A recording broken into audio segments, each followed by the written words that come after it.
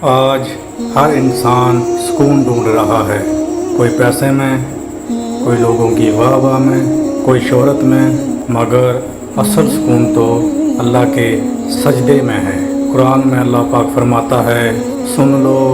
دلوں کو سکون تو اللہ کے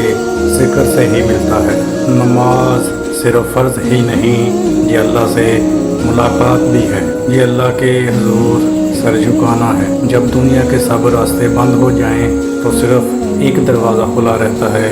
وہ صرف نماز ہے۔ رسول اللہ صلی اللہ علیہ وسلم نے فرمایا کہ نماز میری آنکھوں کی ٹھنڈک ہے، اور مولا علی علیہ السلام نے فرمایا جب دل تھک جائے، روح الجھ جائے، کہیں سکون نہ ملے تو اے انسان سجدے میں چلا جا، کیونکہ زمین پر سجدہ آسمان کے اللہ سے سب سے قریبی لمحہ متاثر ہونا،